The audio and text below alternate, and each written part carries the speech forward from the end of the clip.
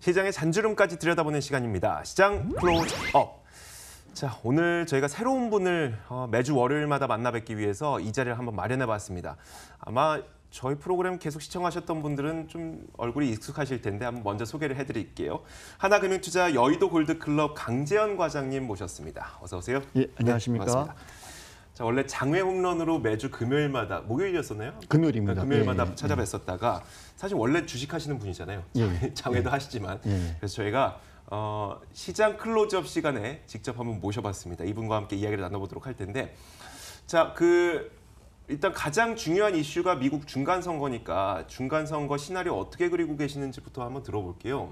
대부분 이제 증권사에서 예측하고 있는 유력한 그 상황이 이제 민주당이 하원을 장악하고 네네. 상원은 공화당이 장악할 거다 네. 이런 얘기가 나오고 있죠. 근데 이제 이게 어떤 시나리오 되든지 간에 결과적으로는 중간 선거에 대한 어떤 그 불확실성의 해소로 보고 있기 때문에 이게 끝나고 나면은 주가는 미국 시장부터 반등이 나올 가능성이 상당히 커 보인다 이렇게 보고 있습니다. 이제 예상치 못했던 방향인 두 모든 그 상원 하원을 민주당이 잡았을 경우 뭐 이런 그런 경우를 제외하고 나서는 사실 리스크는 좀 해소되는 측면을 볼 것 같고요. 만약에 그렇게 됐을 경우에는 그동안에 트럼프가 얘기했던 감세 정책이라든지 이런 거 수정이 필요하겠죠. 그리고 탄핵에 대한 위험도 좀 커질 수 있는 그런 부분들. 민주당이 두 곳을 모두 다 장악했을 그렇죠. 때. 예. 그런 부분들이 아니라고 한다면은 이제 전반적으로 선거 이후에는 장이 올라가는 추세로 좀 볼 수 있을 거다 이렇게 좀 낙관적으로 보고 있는 상황인 거고요. 물론 이제 그런 저희는 사실 뭐 최악이다, 최악이 아니다라고 할 수는 없겠지만은 둘 다 민주당이 장악했을 경우에 변동성이 일시적으로 커질 수 있겠지만은 결국은 지금 증시의 하락을 부추겼던 그 상황이 트럼프의 말 한마디 때문이었기 때문에 장기적으로는 추세 회복되면서 오히려 어떻게 됐든지 간에 불확실성 해소를 보면서 주가는 반등에 대한 모색을 할 것이다 이렇게 보고 있습니다. 그런데 그러니까 미국의 중간 선거가 걱정스러웠던 이유는 그런 것도 있었잖아요. 미중 무역 분쟁이 더 격화될 것이냐, 아니면 그냥 이 상태로 갈 것이냐, 아니면 좀 완화될 것이냐. 여기에 대한 전망은 어떠세요? 이게 선거 상황과 무관하게 사람 성향인 것 같습니다. 네네. 그러니까 그 대통령의 성향으로 놓고 봤을 때 쉽게 이렇게 포기하거나 그런 부분들을 꺾을 인물은 아닌 것 같다는 느낌이 듭니다. 그래서 현재 상황에서는 선거 결과와 무관하게 이거는 그동안의 그런 어떤 상황이 벌어질지 모른다는 어떤 불확실성에 대한 측면에서 주가가 움직였던 포인트이기 때문에 어떤 방향으로 가든지 간에 긍정적인 시그널이나 그런 얘기들은 뉴스 기사를 통해서 많이 접할 수 있을 것 같아요. 그래서 오히려 지금 중간선거 기점으로 해서 증시는 올라가는 방향에 좀 더 무게를 더 싣고 있다. 이렇게 지금 증권사에서는 전망을 하고 있습니다. 알겠습니다. 자, 금리도 한번 보도록 하죠. 사실 금리도 굉장히 큰 변수 가운데 하나였었어요. 그래서 미국의 10년물 국채금리가 3.2% 올라섰다고 해서 또 시장에서는 큰 낙폭이 나타나기도 했었고, 올해 FOMC가 한 차례는 더 올릴 것으로 예상이 되긴 하는데 11월은 아닐 것 같죠? 11월은 12월쯤에 올리게 될까요? 이제 저도 이제 개인적인 생각과 다르게 대부분의 모든 시장에서 보고 있는 생각을 좀 말씀드리자면은 국내 증권사들이 대부분이 12월 인상에 대한 무게를 싣고 있는 상황입니다. 그리고 국내 그 금리 인상에 대한 부분은 기조에 대한 부분은 약간 좀 꺾였죠. 꺾인 부분이 있죠. 왜냐하면 이제 분위기 자체가 인상을 하게 되면은 어찌 소위 말해서 좀 반하는 입장에 되는 상당히 욕을 많이 먹을 수 있는 분위기가 됐기 때문에 쉽지는 않겠지만은 일단은 전반적인 미국의 고용 지표라든지 이런 것들이 상당히 잘 나왔습니다. 그러니까 뭐 비농업 고용 지표는 25만 명 증가한 상황이었고 또 실업률도 3.7%로 전월 상황을 봤을 때 낮게 유지되고 있는 상황이기 때문에 미국 금리 인상에 대해서는 특별히 안 올릴 이유가 없는 상황이 된 것 같고요. 그다음에 물론 기존의 트럼프가 금리 인상에 대해서 노골적으로 불쾌감을 표현했기 때문에 이런 부분들을 조금 할 수 있겠지만은 트럼프 자체가 워낙 독불장군 독자 노선을 걷는 상황이기 때문에 역시나 뭐 이 연준 역시도 독자 노선을 걸어도 큰 무리수가 없는 그런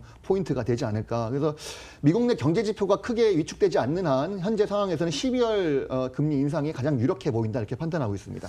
사실 중요한 건 하냐 마냐보다도 그렇게 했을 때 어떤 결과가 나타나느냐잖아요. 증시에 어떻게 미치겠습니까? 결국은 12월에 인상을 했다고 하면은 내년 한 3차례 더 인상할 가능성이 있다. 이런 부분들 때문에 좀 무게감이 실려질 수 있는 것 같고요.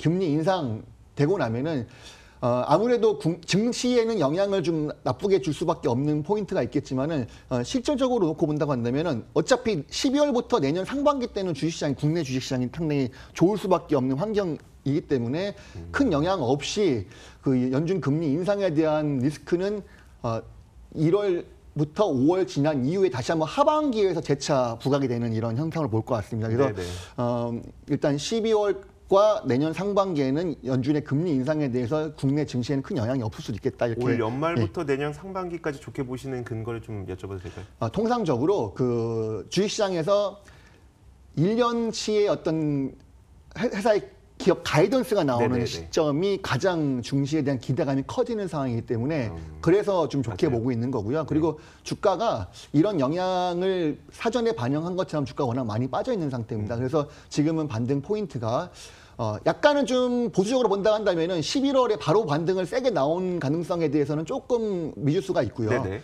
12월 중순부터는 본격적 반등해서 내년 3, 4월까지는 꾸준하게 장이 좀 반등하는 그런 시장으로 좀 눈여겨보고 있습니다. 자, 조금만 눈을 좁혀보도록 하죠. 애플의 주가가 크게 하락했는데 얼마 전에는 뭐 빵 주식들 대부분이 좀 주가 조정이 굉장히 깊었었고요. 그러다 보니까 우리나라 기술주로까지 그것을 좀 확대 해석하시는 분들도 있고요. 뭐 이런 것들이 있는데 사실 저는 이런 의문이 먼저 듭니다. 미국의 애플이나 구글, 넷플릭스, 페이스북과 좀 우리나라에서 비교할 수 있는 기업은 없음에도 불구하고 빵이 하락했다고 우리나라 기술주까지 하락하는 거에 대해서 어떻게 생각하시는지 좀 궁금하네요.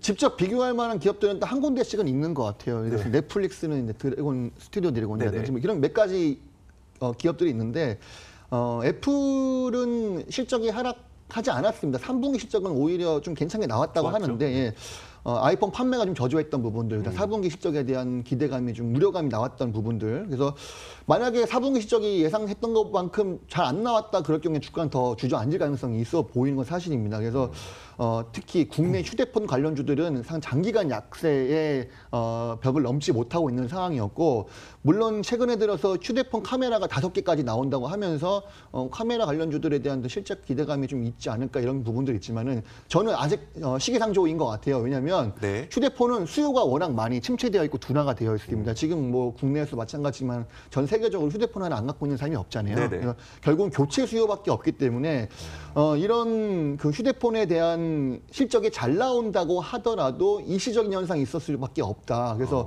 오히려 저는 그 현재 휴대폰 수요가 둔화되는 시점에서는 강하게 드라이브를 건다기보다는 그 추가 많이 하락했을 때 단기적인 상승에 대한 기술적 반등 이 정도 수준에서 단기 매매는 가능하다고 하더라도 좀 크게 보면서 매매하기에는 좀 드라이브 걸 만한 종목들은 사실 아닌 것 같다는 느낌이 듭니다. 휴대폰 관련주들도 좀 그럼 카테고리를 많이 나눠봐야 되겠네요. 일단 말씀하셨던 것처럼 카메라 모듈은 지금까지 한 대 들고 있었을 때 카메라 2개 들어갔다면 앞으로는 뭐 5개까지 들어가는 뭐 스마트폰도 많이 있다고 하니까 그쪽은 좀 괜찮을 것 같고, 디스플레이나 이쪽은 좀 부진할 수도 있을 것 같고 뭐 다양하게 좀 나눠볼 수가 있겠네요.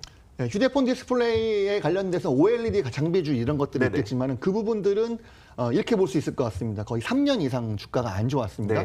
근데 OLED는 성장성이 있는 성장 산업이고요. 그리고 단순히 디스플레이 휴대폰 외에도 다른 데 접목시킬 수 있을 게 상당히 많습니다. 여기 뭐 창문에 벽에 있는 유리창 이런 게 다 OLED로 바뀔 수가 있는. 이제 뭐 자동차에도 들어갈 수 있고요. 그렇죠. 많이 있습니다. 그래서 OLED는 지금쯤이면 한번 반등할 타이밍이 됐다. 그래서 굳이 본다고 한다면 OLED 관련주들은 반등 시점이 나왔고 오히려 주가가 워낙 많이 빠졌기 때문에 실적이 확인되는 종목들은 이런 종목들은 좀 매수 가능성이 있다. 그래서 좀 좋게 보는 종목도 OLED 관련주 중에서는 물론 SKC, 코롱 PI라든지 그다음에 HB 테크놀로지인가요? 갑자기 이름 생각 안 나네요. 그런 종목들을 상당히 좋게 보고 있습니다. 그래서 현재 HB 테크놀로지 맞습니다. 현재 주가는 크게 반등이 세게 나오고 있는 부분들이기보다는 워낙 바닥을 딛고 올라오고 있는 상황이기 때문에 이런 종목들은 조금 눈여겨보시면서 강하게 반등 나와서 밑에 있던 이평선도 뚫고 나오는 타이밍이 한번 같이 매수해보신 전략 좋을 것 같다는 생각하고 있습니다. 알겠습니다. 자, 저희가 한 2개 정도 더 여쭤볼 수 있을 것 같은데 나머지 한 개가 바이오주가 최근 아니고요. 오늘 시장에서 좀 시장 하락보다는 그래도 많이 선방하고 있는 것 같아서요. 바이오주의 전망도 한번 들어볼게요. 일단은 기술 오늘 수출 나왔던 유한양행이 상당히 강한 훈풍을 줬습니다. 이게 가장 긍정적인 요소인데 과거의 사례를 보게 되면은 한미약품 사례 같은 경우에는 이제 특히 제약 바이오 종목들은 전염성이 상당히 강합니다. 어떤 종목이 하나가 안 좋은 뉴스가 나오면은 다른 종목을 확 전염되는 그런 성향이 있는데 지금 이번 기술 수층 이전 전까지만 해도 저는 바이오주에 대해서는 조정 시점이 이제 올 것 같다는 느낌이 계속 들었었는데 네. 유한양행 케이스로 인해서 오히려 훈풍으로 바뀐 상황이 됐습니다. 그래서 다른 바이오주들에 대한 성공 가능성도 상당히 무게가 대두가 되고 있는 상황이고 오늘도 바이오주가 상당히 강하게 흐름이 잘 나오고 있는 상황이죠.